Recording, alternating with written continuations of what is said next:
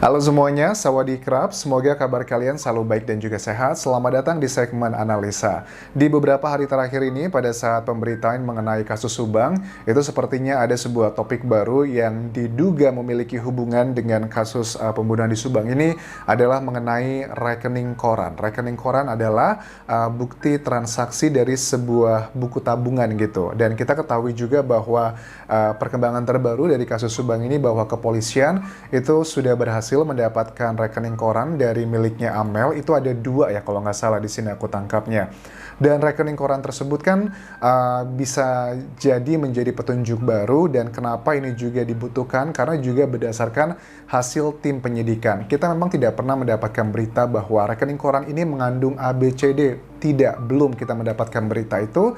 Tapi sebagai masyarakat awam kita bisa menilai bahwa pada saat ada sesuatu action baru yang diambil oleh tim penyidik begitu, misalnya adalah untuk melakukan pemeriksaan terhadap rekening koran, kita masyarakat itu menilai bahwa oh ini jangan-jangan karena hasil penyidikan dan menjurus ke rekening koran, dan juga almarhumah Amel merupakan bendahara di yayasan tersebut. Oke, kita akan bahas mengenai hal tersebut. Ada keterangan Yoris juga di wawancara TV One pada 4 Oktober 2021 tentang kondisi yayasan yang sebenarnya, serta juga ada beberapa keterangan dari Ibu Mimin yang diakui sendiri bahwa Ibu Mimin itu juga pada saat bertemu dengan Pak Yosep, dulunya Pak Yosep itu belum memiliki sekolahan, baru memiliki yayasan doang, yang artinya yang menunjukkan bahwa Ibu Mimin juga punya kontribusi tuh dalam pembangunan sekolah tersebut. Tapi kan dari wawancara Yoris juga di Kompas TV mengatakan bahwa sejak beberapa tahun terakhir ini memang Pak Yosep dan juga Bu Mimin sudah tidak lagi terlibat di sekolah tersebut, di yayasan tersebut, dan gajinya pun tidak ada dari sekolah tersebut karena mendapatkan gaji hanyalah kedua almarhumah. Kemudian juga kedua almarhumah itu masing-masing mendapatkan 10 juta, sementara Yoris sendiri mendapatkan gaji adalah 12 juta rupiah. Ini keterangan di Kompas TV. Oke, sekarang kita akan bahas terlebih dulu apakah benar Anjas yayasan itu bisa menjadi salah satu indikasi mungkin motif bagi terduga pelaku melakukan ini. Ini adalah dugaan dan juga masih dalam tahap penyidikan. Ini keterangan Yoris di TV One berikut ini di 4 Oktober 2021. Takut sih, ketakutan juga ada. Nah, terus yayasan akhirnya gimana nih sekarang? Vakum. Yayasan vakum, maksudnya apa ini? Kalau kalian tahu maksudnya vakum seperti apa? Karena kalau sekolahan kan ya, walaupun sedang memiliki kasus ya tetap aja bisa berjalan. Ataukah mungkin karena pemberitaan media massa yang begitu luar biasa dari kasus ini, banyak siswa yang keluar dari sekolah tersebut? Apakah sampai seperti itu? Kalau kalian tahu, boleh tuliskan di kolom komentar ini. Tapi seharusnya tidak usah vakum ya, tapi kok vakum? Ada apa ini? Oke. Saya juga nggak tahu sih ke depan gimana. Ya, kalau saya itu memang sekarang mungkin berencana sama istri mau dagang. Saya berencana dengan istri mau dagang. Oke, aku menangkap aroma di sini sepertinya Yoris ingin melepaskan yayasan tersebut, ingin mencari penghasilan pekerjaan lainnya. Kenapa sampai seperti itu? Apakah ada sesuatu permasalahan mungkin yang sampai Yoris bukan tega, tapi sampai rela melepaskan mata pencahariannya? 12 juta di Indonesia itu gaji yang cukup tinggi kan ya. Tidak banyak orang mendapatkan gaji 12 juta di Indonesia begitu. Apalagi ini di Subang gitu, yang jauh dari kota besar, terutama dari Jakarta maksudku. Pedagang sekarang. Yoris juga sempat menyinggung soal sengkarut di tubuh yayasan. Mungkin polemik sih, dari dulu juga udah jadi polemik sih ya. Apalagi kan ada ya inilah gitulah antara istri muda sama mama lah gitu, seperti itu sih. Oke. Kalau disinggung soal polemik mengenai yayasan, dari dulu sudah ada polemik istri muda dengan mama. Ini hal yang tidak bisa kita tampilkan begitu aja. Bahkan juga kita melihat ya di awal-awal kasus ini muncul, kakak dari almarhumah Ibu Tuti juga membeberkan di media massa seperti di iNews TV, kemudian juga di TV One, mengatakan bahwa almarhumah Ibu Tuti dan juga almarhumah Amel itu dulu hidupnya sangat pas-pasan, bahkan sering meminjam uang ke saya hanya untuk makan. Tapi beberapa tahun terakhir ini baru kehidupan ekonomi mereka membaik. Bahkan juga di channel YouTube-nya Pak Kades ada salah satu narasi di YouTube-nya beliau mengatakan bahwa baru beberapa tahun ini mereka hidup bahagia gitu, menikmati sejahtera lah mungkin secara ekonomi. Tapi ini semua tidak berlangsung lama.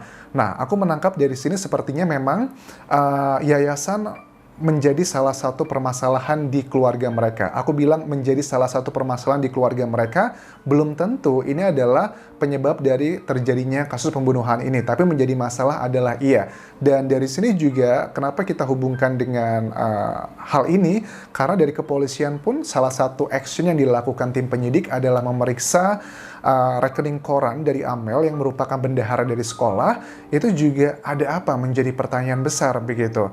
Oke, sebagai flashback dari Ibu Mimin juga mengatakan di sejumlah media bahwa Bu Mimin menikah dengan Pak Yosep itu sebelum adanya sekolahan tapi sudah ada yayasan. Ibu Mimin juga pernah bekerja di yayasan tersebut, pernah berjuang juga, bahkan juga mengurusi sekolahan juga pernah, tapi kemudian Ibu Mimin diberhentikan begitu, dan ya sudah nggak apa-apa katanya, ya udah biarkan begitu aja. Itu adalah inti dari pernyataan Ibu Mimin di sejumlah media massa, dan ini tidak bisa kita hindarkan begitu aja kalau nggak ada hubungan dengan yayasan, kalau nggak ada masalah dengan yayasan begitu. Dari jauh-jauh hari juga ada. Dan dari pertama juga saya kan nggak pernah, dari manapun juga gitu kan, saya nggak pernah nyudutkan papa atau gimana kan. Kalau saya itu dari sekian waktu dulu di media-media itu kan cuma berkata sesuai yang saya ini di BAP juga sih, sesuai kenyataan yang ada lah gitu, keterangan yang ada. Oke. Baiklah, jadi kalau aku melihat dari sini kan Yoris sekarang kan sudah ditangani juga oleh pengacara kan ya, dan kedua kubu sekarang sudah sama-sama memiliki pengacara, yang artinya pada saat mereka berbicara di media massa sekarang mungkin akan jauh lebih selektif, karena selama ini kan mereka aku melihatnya kayak Danu dan juga Yoris itu kayak take it for granted. Mereka karena merasa tidak bersalah, tidak melakukan hal yang dituduhkan oleh sebagian orang, pokoknya ngomong apa adanya sesuai dengan BAP. Tapi ternyata hal seperti ini di dunia hukum kadang terlalu lugu, terlalu jujur, itu malah justru bisa menjadi bumerang bagi diri sendiri. Kemudian kembali lagi mengenai yayasan sendiri. Kalau aku lihat beritanya kan dari berbagai macam media bahwa Amalia tuh punya 2 rekening bank yang diperiksa polisi, dan polisi saat ini memang masih terus melakukan pemeriksaan dan belum ada hasil yang seperti apa. Mungkin Anjas, apa yang bisa kamu analisa pada saat polisi itu memeriksa rekening dari Amalia sendiri? Jabatan Amalia adalah sebagai seorang bendahara, otomatis kan semua keuangan itu keluar masuknya ada di situ begitu. Dan untuk pendapatan dari yayasan itu memang sumbernya dari mana aja sih Anjas? Setahu aku ya, kalau dari yayasan atau sekolah di Indonesia, pendapatan itu yang paling utama, yang pertama nggak tahu ini swasta atau negeri ya, nggak tahu statusnya, mungkin kalau yayasan swasta kali ya, karena pengetahuanku tentang sekolah di Indonesia itu tidak terlalu bagus ya. Tapi kalau di Thailand yang namanya sekolah negeri itu adalah dimiliki pemerintah, tapi kalau swasta itu dimiliki oleh individu atau organisasi. Let's say sekolahan atau yayasan yang dimiliki oleh keluarga Pak Yosep ini adalah swasta begitu. Seandainya seperti itu, pendapatan utama paling banyak adalah berasal dari iuran setiap siswanya. Itu adalah yang pertama. Yang kedua adalah ada bantuan dari pemerintah. Itu ada berbagai macam jenis bantuannya. Misalnya kayak BOS ya, bantuan operasional sekolah.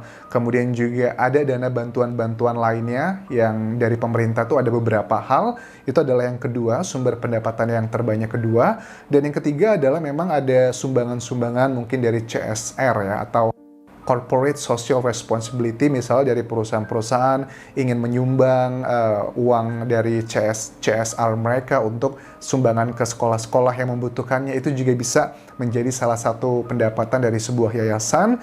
Kemudian juga adalah iuran dari para orang tua. Mungkin ada orang tua yang ingin membantu sekolah tersebut biar lebih bagus lagi. Ada juga individu yang mau menyumbang seperti itu.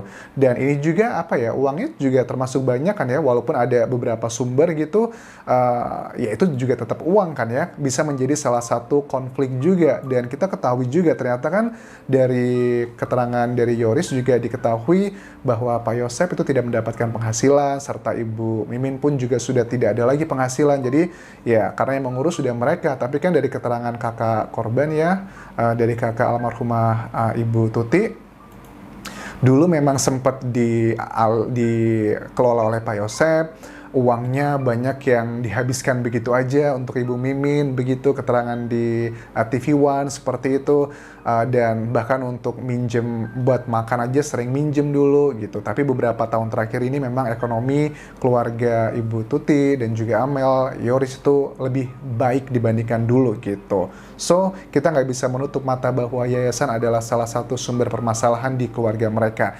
Aku bilang sumber permasalahan, bukan menjadi penyebab utama dari kasus pembunuhan di Subang, Jawa Barat ini, dan ini sedang diteliti oleh tim penyidik kepolisian yang sudah bergabung bersama ada 3 lembaga dari Polres Subang, Polda Jawa Barat, serta Bareskrim Mabes Polri. Kita nantikan seperti apa. Oke, terima kasih teman-teman sudah menonton video ini, dan terima kasih untuk 28% para penonton yang sudah bersedia pencet tombol subscribe-nya. Dan sisanya mudah-mudahan akan bersedia pencet tombol subscribe, karena itu adalah support nyata kalian untuk aku memberikan energi untuk membahas terkait dengan kasus Subang ini sampai ini tuntas, sampai ketahuan siapakah pelaku sebenarnya. Terima kasih sudah menonton. Kapun kerap semuanya. Bye-bye.